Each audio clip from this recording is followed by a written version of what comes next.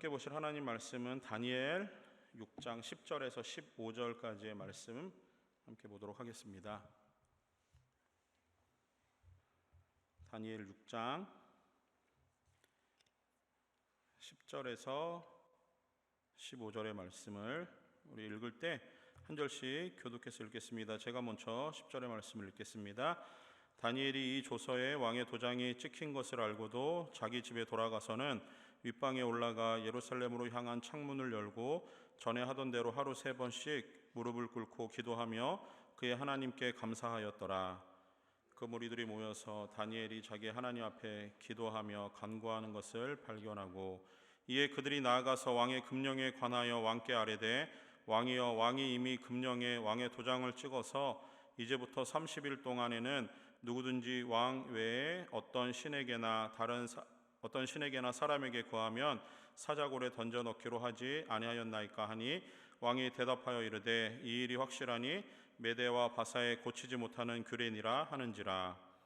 그들이 왕 앞에서 말하여 이르되 왕이여, 사로잡혀온 유다 자손 중에 다니엘이 왕과 왕의 도장이 찍힌 금령을 존중하지 아니하고 하루 3번씩 기도하나이다 하니 왕이 이 말을 듣고 그로 말미암아 심히 근심하여 다니엘을 구원하려는 마음을 쓰며 그를 건지려고 힘을 다하다가 해가 질 때에 이르렀더라. 그 무리들이 또 모여 왕에게로 나와서 왕께 말하되 왕이여, 메대와 바사의 규례를 아시거니와 왕께서 세우신 금령과 법도는 고치지 못할 것이니이다 하니. 아멘. 우리가 계속해서 금요 이 홀리파이어 예배 시간에는 믿음에 대해서 어떤 한 주제를 가지고 계속해서 말씀을 듣는 가운데 있습니다. 여러분, 믿음을 제가 계속 말씀을 드리면서 믿음이란 무엇인가, 이 정의를 혹시 내려드린 것 혹시 기억나십니까? 믿음의 정의가 정확한 문구는 아니다 하더라도 대략적으로 믿음의 정의가 뭐였죠? 하나님이 친히 그 연약한 인간을 찾아오셔서 설득하시는 작업이 믿음이라고 말씀을 드렸죠. 그게 이제 일종의 정의를 그렇게 내렸는데, 자, 오늘은 그 믿음과 관련해서 우리가 오늘 좀 생각해야 되는 믿음은 그 두 가지가 있어요. 먼저는 제가 지금 말씀드린 하나님이 친히 우리를 찾아오셔서 우리에게 넣어주시는 그 믿음, 그래서 하나는 하나님이 우리를 설득하시는 작업을 이제 믿음이라고 해요. 이것은 하나님이 우리를 향해서 일방적으로 주시는 그 믿음을 의미합니다. 자, 두 번째 또 다른 믿음이 있는데, 또 다른 믿음 이러니까 서로 다른 개념 같은데, 하나는 우리 편에서 하나님께 드리는 믿음이라는 것을 생각했을 때, 다른 하나는 하나님께 설득당한 사람들, 곧 하나님의 믿음에 의해서 구원받은 사람들이 하나님께 드리는 믿음, 그 삶이 있다라고 하는 부분이에요. 그래서 우리는 이 하나님 편에서 보는 믿음을 생각했을 때는 믿음이라는 것은 하나님이 우리를 끊임없이 찾아오셔서 설득하는 과정이라고 한다면은, 우리 편에서 하나님께 드리는 믿음은 하나님께 설득당한 사람들이 그의 삶으로 하나님의 어떤 영광을 드러내고 이름을 높이는 삶을 의미합니다. 그래서 믿음이라고 했을 때는 이 하나님과 사람 사이의 끊임없는 교감 가운데서 나타나는 그 하나님이 주시는 특별한 선물이라고 말씀을 드릴 수 있어요. 왜냐하면은 이 하나님이 우리에게 주시는 이 설득하시는 작업 가운데 있는 일방적인 믿음은, 이거는 우리 편에서 어떤 공로나 어떤 의지, 우리의 행위에 달린 것이 절대 아니었기 때문에 우리의 보기에는 하나님께서 우리에게 주신 일반적인 선물에 관계된 겁니다. 사람의 어떤 노력이나 의지가 개입되어 있지 않다라고 하는 의미입니다.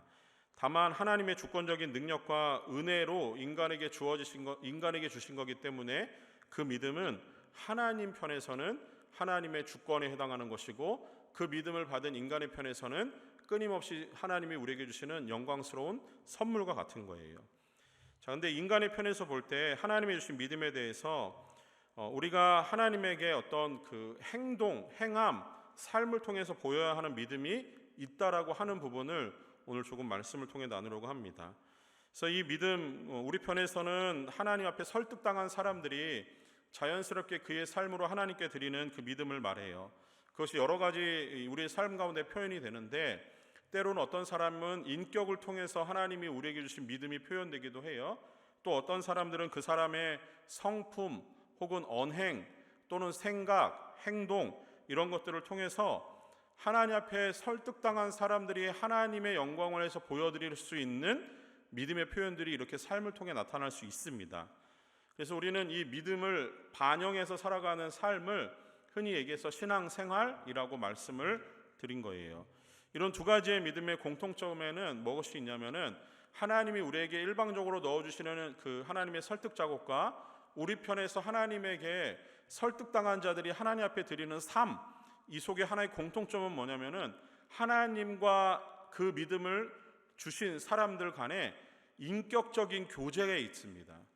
다시 얘기해서 하나님이 인격적으로 한 사람을 지목하시고 그 사람을 끊임없이 찾아오셔서 설득하셨다라고 하는 부분이 있고요.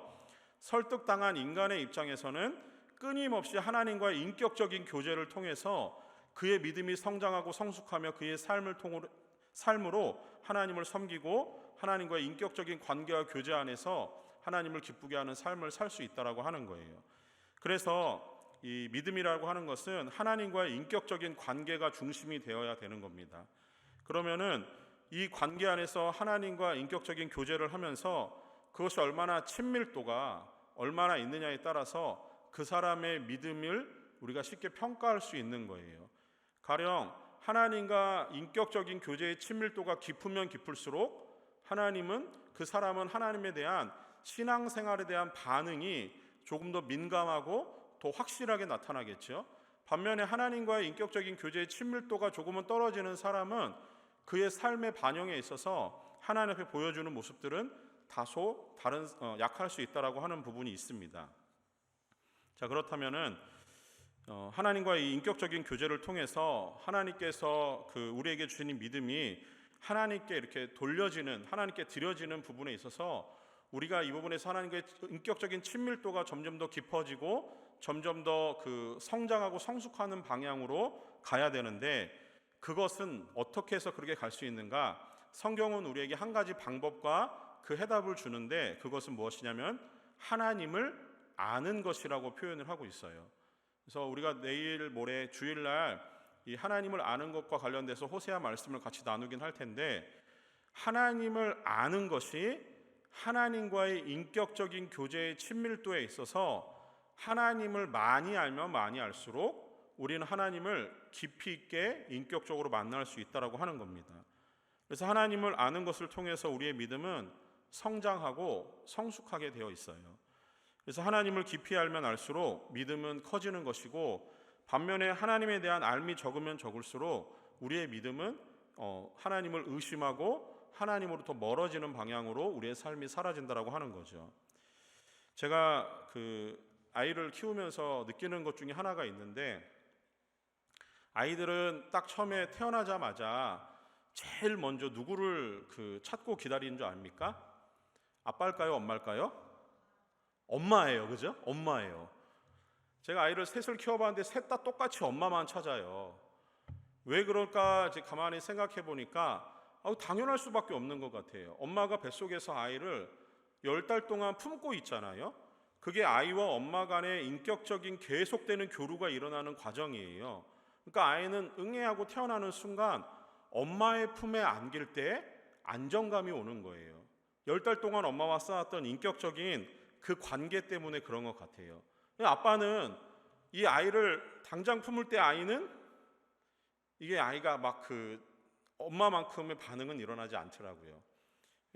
그냥 제가 막내가 딸인데 이 딸과 친해지기가 조금 힘들었었습니다.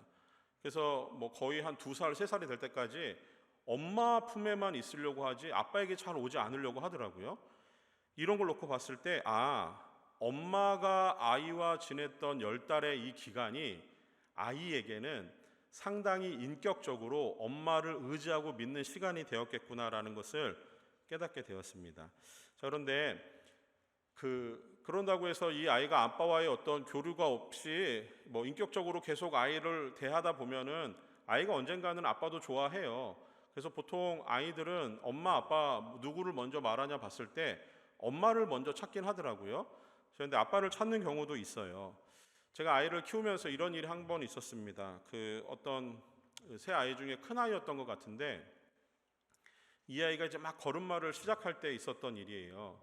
이제 아이를 침대에 딱 올려놓고 이제 걸음마를 하는 게 너무 재밌어요. 근데 왜 침대에 왜 올려놨냐면은 바닥에 놓으면은 일어나고 걷다가 넘어지고 일어나고 걷다가 넘어지면 다칠까봐 제 딴에는 침대에 올려놓은 거였거든요. 근데 올려놨는데 침대가 이제 푹신푹신하니까 걷기는 더 힘들었을 거예요. 근데 아장아장 이렇게 조금씩 막 걸어오는 거예요. 거기 보는 게 너무 좋아요. 너무 행복하고 좋아서 저는 침대 아래에서 방바닥에 앉아가지고 아이가 걸어오는 것을 그대로 보고 있었어요. 근데 이 아이는 저만 보고 계속 걸어와요. 침대 끝머리까지 왔는데도 걸어와요. 그러면 이제 그때 저는 무슨 생각을 하죠? 얘가 떨어지면 안 될 텐데 이런 걱정을 하지 않겠습니까? 그러면 저의 생각과 다르게 이 아이는 어떻게 합니까? 침대 밖으로 그의 마지막 걸음을 디딥니다. 그때 저의 반응은 이 아이를 확 끌어안아야 되는 거예요. 다치지 않게. 그렇죠? 이 과정을 보면서 제가 한 가지 깨달은 게 있어요. 오늘 믿음에 대한 관점에서 봤을 때 이런 거구나. 아이에게 있어서 아이의 관점에서 아빠라고 하는 이 사람은 그동안 쌓아왔던 인격적인 관계 안에서 자기가 그 다음 걷는 발걸음이 어떤 건지 모르고 그냥 무턱대고 걷지만 떨어지는 것에 대해서 아이는 두려움이 없는 거예요. 왜요? 아빠가 있으니까. 적어도 아빠가 저 앞에서 나를 기다리고 있다라고 하는 그 눈맞춤과 시선 때문에 아빠에게 마지막 한 발자국을 아낌없이 던질 수 있는 거예요. 이 아이가 어떻게 될 건지 이 아이는 고민하거나 걱정할 필요가 없어요. 이유는 아빠가 있기 때문입니다. 아빠가 있으면 자신을 안전하게 받아줄 거라는 생각조차 안 해도 돼요. 그냥 자신은 아빠를 보면서 가면 되는 거예요. 근데 아빠인 저의 입장에서는 어떻죠? 여러 가지 상황을 생각하게 되는 거예요. 이 아이가 침대에서 걸어오면서 마지막 발을 디뎠을 때 이 아이가 떨어지는 것을 받쳐야 되는데 이게 순식간에 일어나는 일이기 때문에 머리를 받쳐야 되는지 엉덩이를 받쳐야 되는지 몰라요. 되는 대로 그냥 안아버리는 거예요. 그런데 이 상황을 미리 감지하고 이 아이의 위험을 제거하기 위해서 아빠는 그 아이를 주목하고 보고 있는 중이에요. 자, 이런 관계 속에서 인격적인 관계가 형성이 되는 겁니다.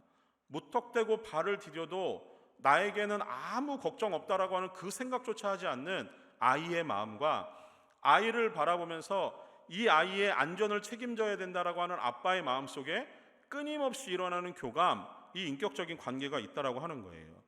이 마찬가지입니다. 하나님과 하나님의 자녀 사이에서도 이러한 인격 형성이 일어나요. 인격적인 교제가 됩니다. 그것이 어떻게 일어나는가? 하나님을 아는 데서 시작하는 거예요. 아이는 태어나면서 엄마에 대해서 먼저 알지만 시간이 지나면서 아빠라는 존재를 깨닫게 되고 아빠를 알아가면 알아갈수록 아빠에게 가는 모든 것들이 안전하다라고 아이는 생각하게 됩니다. 그래서 아낌없이 그냥 그 마지막 발자국을 디딜 수 있는 거예요. 이처럼 믿음은 하나님을 아는 것에서 시작을 합니다. 하나님을 알면 알수록 우리들의 삶에 있어서 몸을 던지는 것은 더 쉬운 일이 되는 거예요. 그런데 하나님에 대한 믿음이 없고 하나님을 잘 알지 못하면 내 삶에 계산하는 것들이 너무 많아지는 거죠. 아이에게 한번 대입을 해봤을 때 이 아이가 조금 더 성장해서 이제 4살, 5살이 되면은 이 아이는 침대에서 마지막 발자국을 딛는 것을 너무너무 두려워하겠죠. 왜요? 떨어지면 다친다라는 것을 아는 거예요. 그럼에도 불구하고 제가 여러 가지 테스트를 많이 해봤어요. 이만큼 저 키만한 것에서 한번 떨어져 보라고 받아줄게. 그러면 아이는 인격적으로 아빠가 자신을 안아준다라고 하는 그 믿음이 형성된 아이는 제 키만한 데서도 아낌없이 몸을 던져요. 그러면 저는 그 아이를 받아내는 거예요. 자, 이런 것을 통해서 봤을 때 하나님을 안다라고 하는 것은 우리의 삶에 있어서 실제로 굉장히 우리의 삶에 가까운 곳에서부터 하나님을 알 수 있는 거예요. 우리는 하나님을 너무 멀리 지극히 높은 곳에 계신 하나님만 생각을 합니다. 그런데 그렇지 않아요. 하나님은 우리의 오른쪽에 계시고 우리에게 그늘을 만들어 주시고 우리와 같은 걸음으로 동행하시는 분이세요.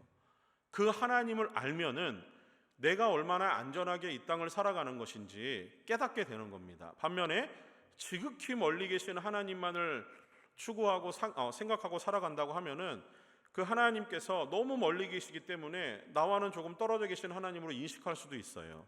이런 관점에서 하나님을 아는 것은 우리의 믿음에 굉장히 중요한 요소 중에 하나입니다. 그래서 성경에서 하나님을 안다라고 했을 때 이것은 단순한 지식이나 이론이나 개념을 통해서 하나님을 아는 것을 이야기하지 않아요.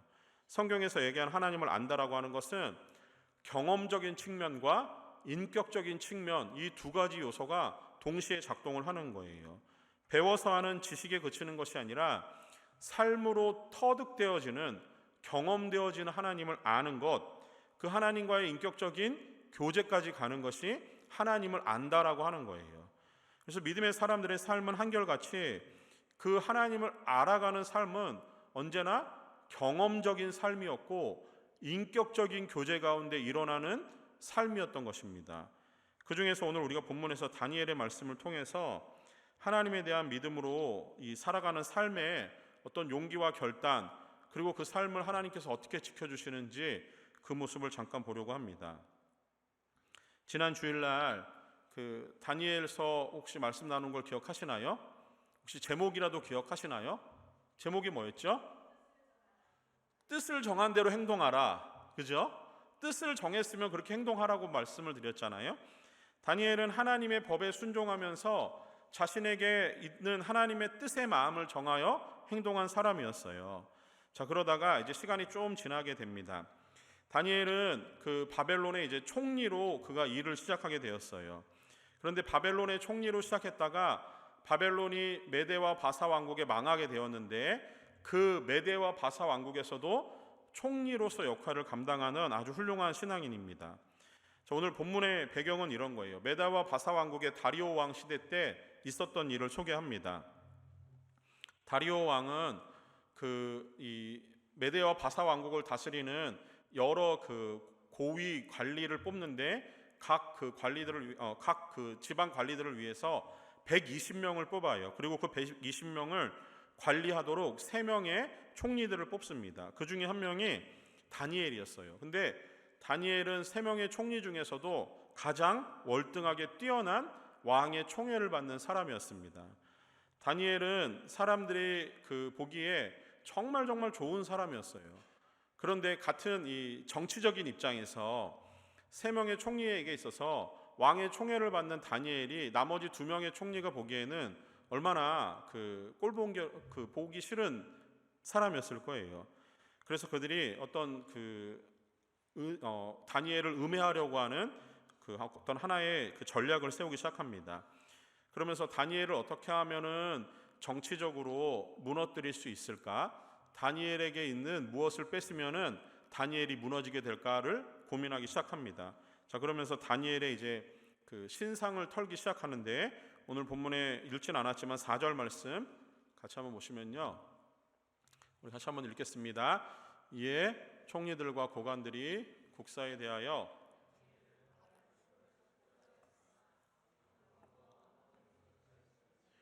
이는 그가 충성되어 아무 그릇됨도 없고 아무 허물도 없음이었더라.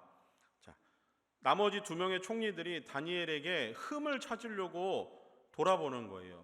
근데 그러니까 나라의 정치를 하는 과정에서 다니엘의 흠을 찾으려고 했는데 아무 흠이 없는 거예요. 그래서 그들이 또 한 번 지혜를 모읍니다. 5절 말씀인데요. 자, 그들이 이르되 이 다니엘은 그 하나님의 율법에서 근거를 찾지 못하면 그를 고발할 수 없으리라. 뭐냐면은 다니엘이 삶의 영역에서, 정치적인 영역에서 흠결이 없을 정도로 완벽해요. 그러다 보니까 다니엘에게 있는 가장 강점, 그것을 약점으로 만들면 된다라는 생각을 한 거예요. 그게 뭐였냐면은 다니엘이 하나님의 말씀에 근거한 삶을 사는 그 부분을 건드리면 된다라는 생각을 하게 된 겁니다. 자, 이 부분은 다니엘에게 있어서는 가장 소중한 부분이에요. 다니엘의 믿음에 있어서 하나님의 말씀이라고 하는 것은 곧 하나님이었어요. 그 말씀이라는 부분을 건드리기 시작하면 다니엘을 무너뜨릴 수 있다라고 하는 그들의 생각은 주요했습니다.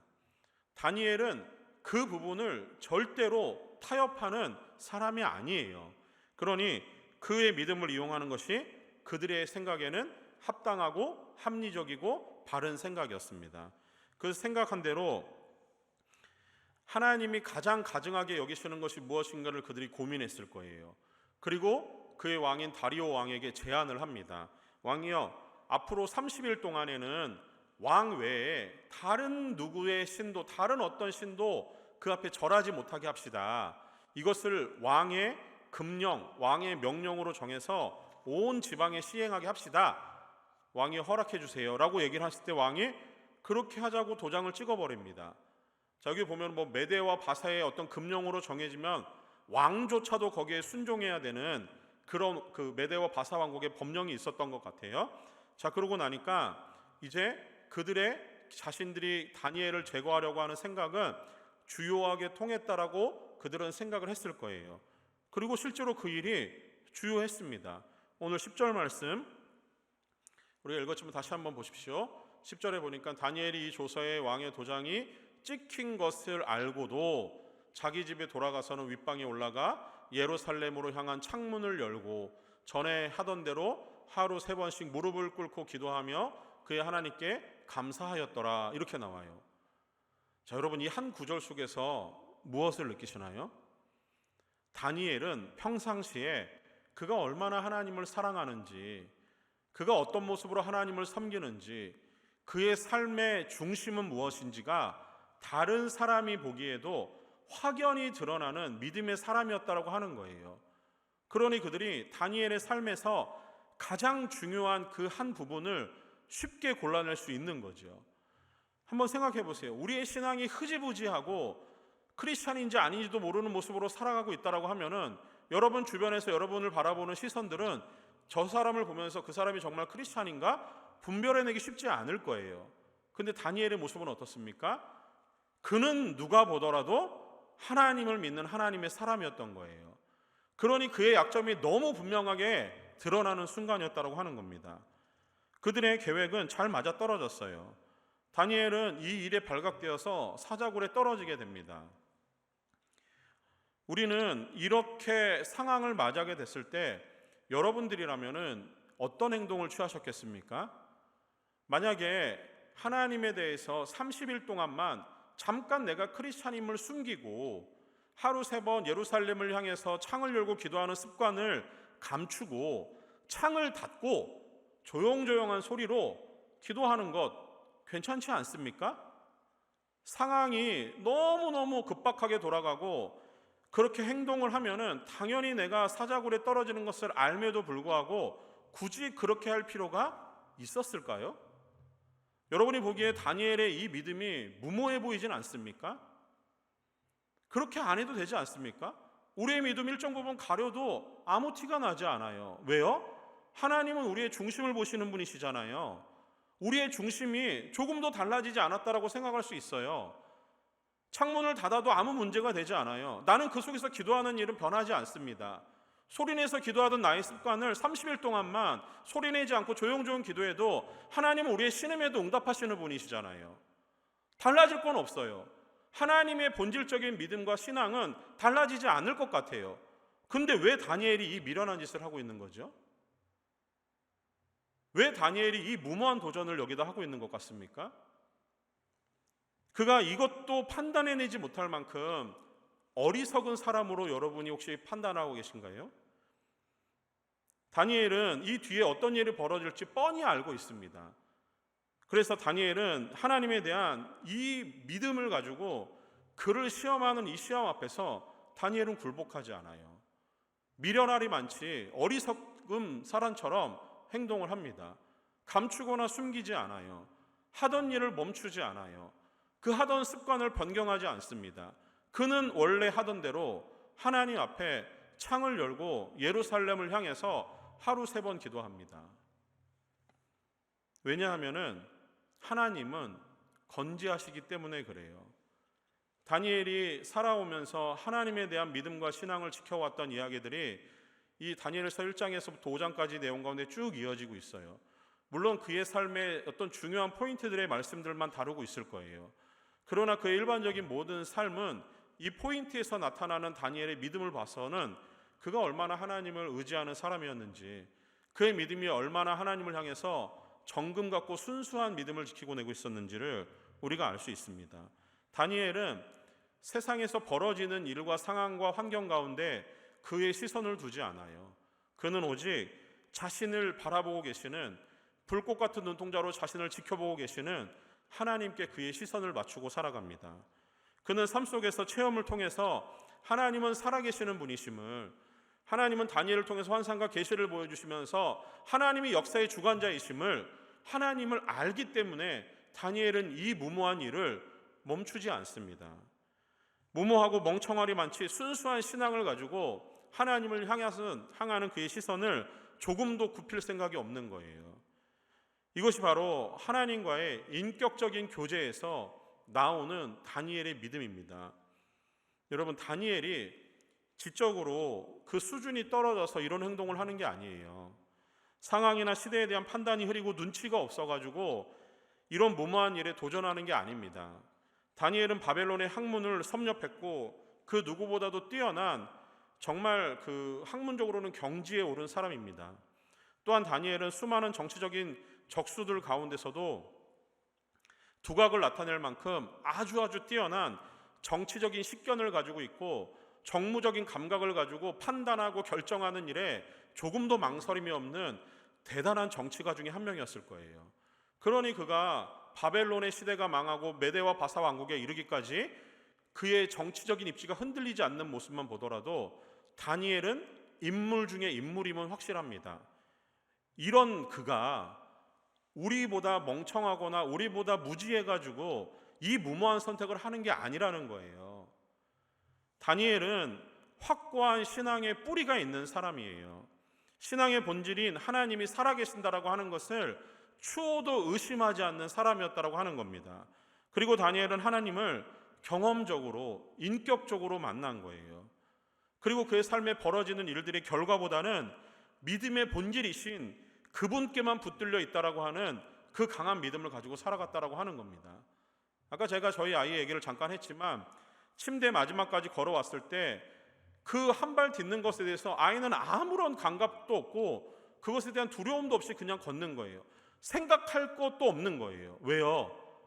앞에 있는 아빠가 있기 때문에 그런 거예요. 시선이 어디가 있습니까?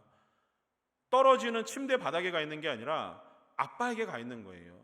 다니엘의 모습이 그런 모습이에요. 무모할이 많지 이제 사자굴로 떨어져야 되는 그 한 발을 다니엘은 과감하게 디뎌버리는 거예요. 그의 시선이 어디가 있습니까? 하나님을 향하고 있는 거예요. 그는 지금 그 무서운 사자굴에 그의 시선을 두지 않아요. 어떤 상황과 환경을 맞닥뜨리든 신앙의 본질되는 하나님을 붙들고 있는 겁니다. 다니엘은 이 믿음을 가지고 하나님을 의지하는 거죠. 이런 상황에서 여러분이라면은, 그러면 다니엘이 하루 3번 하나님께 기도해 있잖아요. 그럼 내가 도저히 다니엘의 입장에서 창문을 닫을 수가 없어요. 하나님께 소리내서 기도하는 것도 멈출 수가 없다면 이제 우리에게 있는 한 가지, 다니엘을 향해서 좀 그를 보호해야 되는 입장에서 그러면 기도의 내용을 좀 바꾸면 될 것 같잖아요. 어떻게 바꾸면 좋을까요? 하나님, 제가 믿음을 지키겠습니다. 그 어떤 것도 제가 이 일 앞에서 타협하지 않겠습니다. 그래서 이제 제가 사자굴에 곧 떨어질 텐데 하나님, 그것만은 막아주십시오. 우리의 기도가 그렇게 하기 쉽지 않겠습니까? 문제를 바라보면서 하나님, 이 문제만큼은 나에게 닥치지 않도록 돌아가게 해주세요. 문제를 제거하게 해주세요. 문제가 사라지게 해주세요. 내가 하나님 앞에 믿음을 지키겠으니 하나님 한번 해주세요. 이렇게 하나님께 조건을 걸지 않겠습니까? 그런데 어땠을까요? 다니엘이 정말 그렇게 기도했을까요? 물론 성경은 기록하고 있지 않습니다. 그런데 다니엘이 어떻게 기도했던 그 기도의 내용은 중요하지 않아요. 왜냐하면 다니엘이 기도한 이후에 다니엘에게 벌어지는 상황과 환경과 그 명령은 달라지지 않습니다. 삶은 여전히 삶이에요. 다니엘이 하나님 앞에 믿음을 지켰어요. 그는 끝내 하나님을 포기하지 않고 하던 습관대로 기도합니다. 그의 기도의 내용이 바뀌었는지는 모르겠지만 그는 믿음을 지켰어요. 그런데 어떻게 됐습니까? 상황은, 환경은, 그 모든 다니엘 앞에 펼쳐진 일들은 바뀌지 않습니다. 여러분, 이상하지 않으세요? 이런 상황이라면 하나님이 일하셔야 되는 거 아닙니까? 사자굴에 떨어지기 전에 다니엘의 환경과 상황을 바꿔놔야 된다라고 여러분 생각하지 않으세요? 우리의 기도해야 하는 바람처럼 다니엘에게 아무 일도 일어나지 않게 되는 것이 우리가 보기에는 하나님이 하셔야 되는 일이라고 생각들지 않습니까? 그런데 하나님은 우리의 바람과 기도처럼 그렇게 일하지 않으세요. 다니엘 어떻게 기도했는지 모르지만 다니엘은 사자굴에 떨어지는 일이 사실로 드러났습니다. 그리고 굶주린 사자들 앞에 떨어져야 되는 거예요. 이제 상상을 해보십시오. 사자굴에 떨어진 다니엘, 이제 어떻게 돼야 됩니까? 그는 뼈도 추릴 수 없을 정도로 사자들에게 그 먹이가 되어서 사라지게 될 것이 뻔합니다. 갈기갈기 찢겨지고 뼈는 꺾이게 되고 아작아작 씹히는 그 뼈의 그 소리를 들으면서 다니엘은 자신의 죽음을 맞이해야 되는 상황을 맞이하게 된 거예요.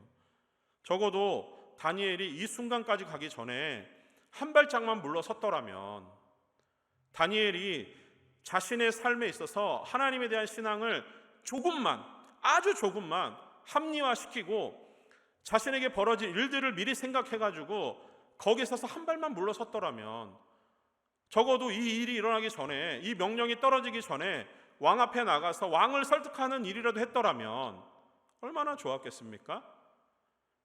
그렇지 않습니까? 다니엘은 이 조금의 타협, 조금의 합리화, 하나님을 향해서 나가는 길에 있어서 조금의 양보, 일절하지 않았어요. 그는 그냥 그 길을 걸어갑니다. 우리가 이 결론을 너무 뻔히 잘 알고 있기 때문에 어떤 일이 벌어질지 아니까 이 문제의 심각성을 잘 몰라요. 근데 다니엘 6장 15절 이후를 딱 찢어버리고 생각해 보세요. 이제 어떤 일이 벌어질지 여러분 상상이 되지 않습니까?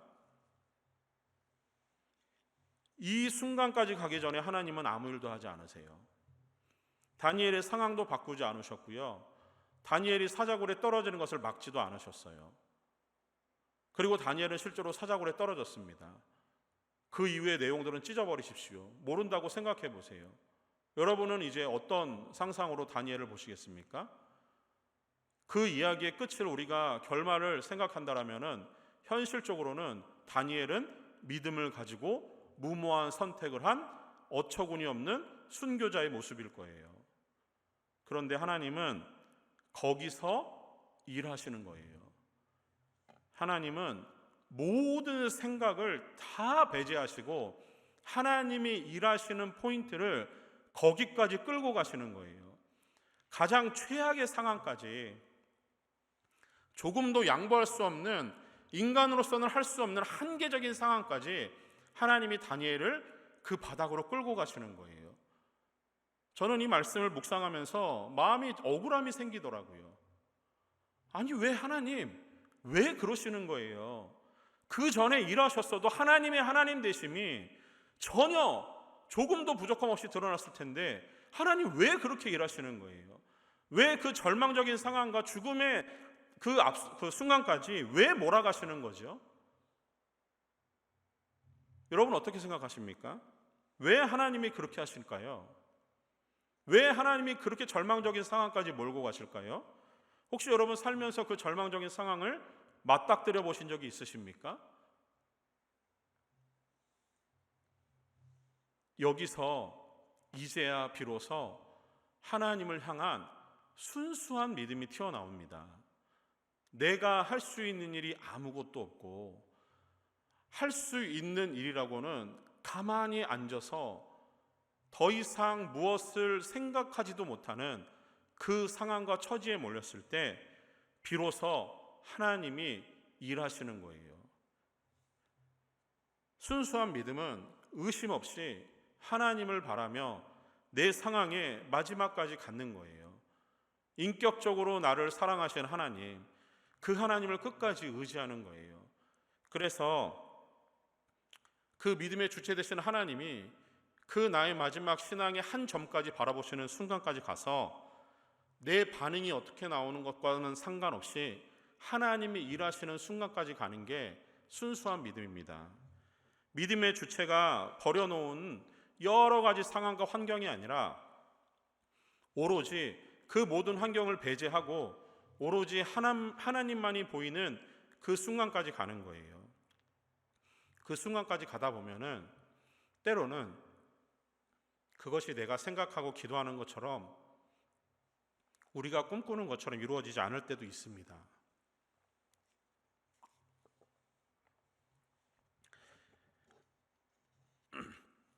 그 본래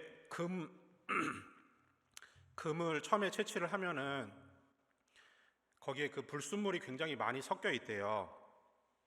그래서 그 불순물이 섞여 있는 금을 재련하는 과정이 필요한다라고 합니다. 그 금광석을 가지고 와서 그 원석을 그릇에 담아서 불로 가열을 해요.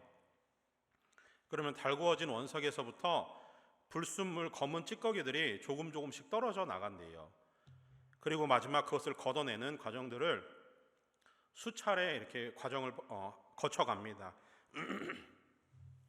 그리고 마지막에 남은 그 더 이상 검은 찌꺼기가 나오지 않는 그 상태가 이제 순금이라고 얘기를 하더라고요. 우리의 믿음도 마찬가지예요. 하나님이 우리에게 바라시는 이 순수한 신앙은 거기까지 가기를 원하시는 거예요. 잠언 17장 3절 말씀, 자, 우리 같이 한번 읽어보겠습니다. 도가니는 은을, 풀무는 여호와는 마음을 연단하시느니라. 하나님은 마음을 연단하시는 분이세요. 하나님이 연단하시는 이 과정은 때로는 다니엘이 사자굴에 떨어져야 되는 그 상황까지 하나님이 연단하시고 몰고 가실 수도 있어요. 그래서 하나님과 하나님의 자녀 사이에 끼어 있는 여러 가지 불순물들을 하나님이 제거하시는 과정이 있습니다. 그 과정이 지나는 것이, 그 과정을 지나가는 것이 신앙생활이에요.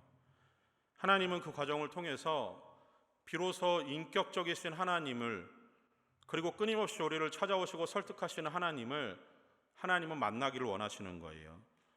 처음보다는 조금씩 달라지는 신앙의 모습으로 하나님이 우리를 끊임없이 찾아오시면서 우리의 삶을 이렇게 불로 달구어서 찌꺼기를 제거하는 모습으로 하나님은 우리에게 그 신앙을 원하시는 거예요. 우리의 마음 가운데 혹시나 끼어 있을지 모르는 탐욕, 욕심, 정욕, 자기 자랑, 서짓, 술수, 그리고 또 여러 가지 편법, 음란, 요행, 이 게으름, 하나님은 이런 것들이 우리 삶에서 제거되기를 원하십니다. 그러면서 하나님을 아는 지식이 쌓이기를 하나님은 간절히 바라고 계세요. 그렇게 하나님을 알면 알수록, 하나님과의 인격적인 교제가 깊어지면 깊어질수록 그 순수한 믿음을 재련하시고 만들어 가시는 것은 하나님이십니다. 사도 바울은 디모데전서 4장 8절에서 이런 말씀을 합니다. 육체의 연단은 약간의 유익이 있으나 경건은 범사에 유익하니 금생이나 내생에 약속이 있느니라. 베드로전서 1장 7절 말씀 혹시 있나요? 베드로전서 1장 7절 말씀에 이렇게 말씀을 해요. 너희의 믿음의 확실함은 불로 연단하여도 없어질 금보다 더 귀하여 예수 그리스도께서 나타나실 때에 칭찬과 영광과 존귀를 얻게 할 것이니라. 이렇게 말씀을 합니다. 우리의 그 믿음에 연단되어서, 우리의 믿음이 연단되어서 불순물이 제거되어지고, 그리고 그 과정을 통해서 조금 더 빛나는 하나님의 영광이 드러나도록 하는 것, 그것이 우리가 살아가는 신앙생활이에요. 그것이 그렇게 우리가 하나님 앞에서 순수한 신앙으로 바뀌어가야 되는 이유가 있습니다. 왜 우리가 그토록 삶에 철저히 하나님을 의지하고 하나님만으로 살아가야 되는지, 마치 우리의 삶이 불순물이 끼어있는 금이 아닌 정금이 되어야 되는 이유가 있어요. 천국의 모습을 통해서 말씀을 드려볼게요. 요한계시록 21장 18절과 21절 말씀 한번 보시면요, 자, 천국을 이렇게 그려냅니다. 그 성곽은 벽옥으로 쌓였고 그 성은 정금인데 맑은 유리 같더라. 21절, 그 12문은 12진준이 각 문마다 한 개의 진주로 되어 있고 성의 길은 맑은 유리 같은 정금이더라. 하나님 나라의 모습을 사도 요한이 보면서 그 하나님의 완성된 천국을 이렇게 요한계시록을 통해서 기록을 해요. 거기 보니까 성곽이 성이 정금이에요. 길바닥도 정금이에요. 그 길바닥을 걸어가며 그 성에 살아가야 되는 사람은 그 믿음이 정금이어야 되는 거예요. 우리는 이 땅을 살아가면서 이 정결함과 이 순결함을 가지고 하나님을 바라고 하나님만을 기대해야 되는 사람들인 거예요. 사랑하는 청년 여러분, 바라기는 우리의 믿음이 하나님이 연단하시는 과정을 통해서 여러분의 모든 믿음이 순수한 정금으로 변해가기를 소망합니다. 단번에 되어지는 것은 아니에요. 한 번의 믿음, 한 번의 하나님과 인격적인 교제를 통해서 우리의 믿음이 정금으로 변하지는 않습니다. 이것은 꾸준히 깊이 있게 하나님과의 교제를 통해서 이루어지는 거예요. 하나님과의 깊은 사귐을 통해서만 우리 삶에 끼어드는 믿음의 불순물들이 제거되는 거예요. 내가 할 수 있는 부분을 제거하고 내 의지를 제거하고 하나님만이 일하실 수 있도록 내 모든 삶의 환경들을 만들어가는 거예요. 때로는 그 속에서 우리의 삶에 끊임없는 고통과 고난이 찾아와요. 그게 맞아요. 여러분이 하나님을 믿으며 살아가는 하나님의 사람들인데 하나님의 나라는 세상의 나라와 언제나 적대적인 관계입니다. 소통이 안 되는 게 맞아요. 그런데 여러분이 하나님의 사람으로 믿음을 가진 사람으로 이 땅을 살아가는데 여러분의 삶이 세상의 문화와 세상의 가치관과 아무 부대낌이 없다면 두 가지예요. 여러분의 삶에 세상의 것들과 부딪혔을 때 아무 거리낌이 없다면 여러분의 믿음은 두 가지일 거예요. 하나는 뭐냐면 믿음이 아예 없거나 또 다른 하나는 뭐냐면 그 믿음이 이미 세상과 타협하는 점을 찾아냈기 때문에 거리낌이 없는 거예요. 여러분 스스로에게 질문을 해보세요. 여러분이 살아가는 삶의 현장에서 여러분이 세상의 문화 속에 살아가면서 세상의 가치관을 가지고 살아가면서 하나님의 믿음을 가지고 살아가는 여러분이 세상 앞에 거리낌이 없이 살아가고 계십니까? 그렇다면은 여러분의 믿음이 없거나 여러분의 믿음은 이미 세상과 적절한 타협점을 찾아서 살아가고 계시는 중에 있는 거예요. 사랑하는 여러분, 여러분 하나님 믿으시죠? 하나님 믿으십니까? 아멘. 그 믿음을 가지고 여러분 삶에서 정말 치열하게 살아가십시오. 세상의 가치관과 세상의 문화 속에서 한번 부딪혀 보셔야 돼요. 그것이 때로는 내가 기도하는 대로 내가 원하는 삶으로 바뀌어지지 않을 거예요. 여러분 한두 번 기도한다고 해서 여러분의 주변에 있는 모든 환경이 변할 것 같습니까? 여러분이 기도한다고 해서 정치적인 모든 것들이 다 변해서 동성애가 사라질 것 같아요? 여러분들이 기도한다고 해서 여러분의 직장의 문화가 변할 것 같습니까? 변하지 않아요. 아무것도 달라지지 않습니다. 마치 다니엘처럼 그 힘을 가진 다니엘도 하나님 앞에 기도했을 거예요. 그러나 맞닥뜨려야 되는 상황과 환경은 달라지지 않아요. 무엇이 달라집니까? 내가 바라보는 나의 시선이 달라지는 거예요. 세상의 가치관을 바라보고 연약하게 힘없이 살아가던 나의 시선을 하나님께 맞추고 살아갈 때 세상에 부딪히는 여러 가지 문화와 가치관 속에서 나의 시선이 하나님께 고정된다면 상황과 환경은 달라지지 않지만 나의 믿음은 달라지는 거예요. 나를 통해서 일하실 하나님이 기대가 되는 거예요. 세상에서 부딪히는 역경과 고통과 고난들, 그것이 끊이지 않아도 괜찮잖아요. 왜요? 믿음의 본질이신 하나님은 달라지지 않기 때문에 그래요. 하나님은 여전히 믿음을 가진 성도가 고난과 고통의 길을 걸어가기를 원하고 계실 수도 있습니다. 그리고 그 끝에서 하나님이 때로는 아무 응답도 없이 내 인생의 가장 밑바닥까지 가기를 하나님이 기다리고 계실지도 모르겠어요. 그리고 내가 아무것도 할 수 없는 그 환경에 이르렀을 때 그 순간 하나님이 거기서 우리의 마지막 믿음을 붙들고 끌어올리실지 모르겠습니다. 여러분 하나님을 믿으면서 여러분 삶에 아무 거리낌 없는 삶을 살아가고 있다면 여러분의 삶은 다 믿음의 삶이 아닌 하나님 앞에 거짓된 삶을 살아간다는 것을 기억하십시오. 그리고 더 강하게 더 열정적으로 부딪히면 부딪힐수록 하나님이 우리를 통해서 일하실 거예요. 여러분이 살아가는 삶을 혹시나 파도에 비유해 보겠습니다. 파도는 바람이 불면 불수록 그 파도의 파고가 높아지잖아요. 그리고 그 파고가 높아지면 높아질수록 거기에서 떠 있는 배는 점점점 위태로워지는 거예요. 여러분이 세상에 부딪히면 부딪힐수록, 여러분이 세상과 그 어떤 가치관과 세게 부딪히면 부딪힐수록 여러분 환경과 상황은 달라지지 않고 오히려 파도는 높아집니다.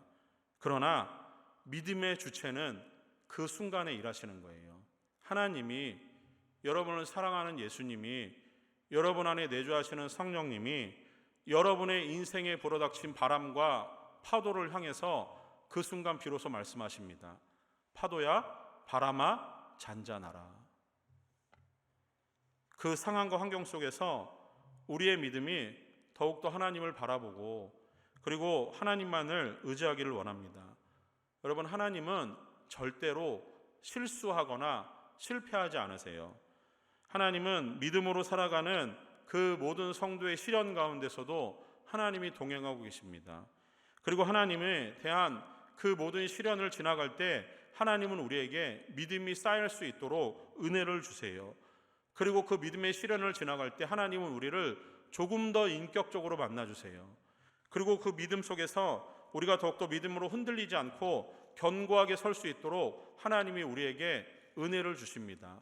그리고 인생에 우리가 맞닥뜨리는 가장 최악의 순간, 가장 밑바닥을 경험하는 그 믿음의 저점에서 하나님이 우리에게 말씀하시고 그 순간에 하나님이 일하세요. 그 순간이 비로소 우리의 순수한 신앙이 드러나는 순간입니다.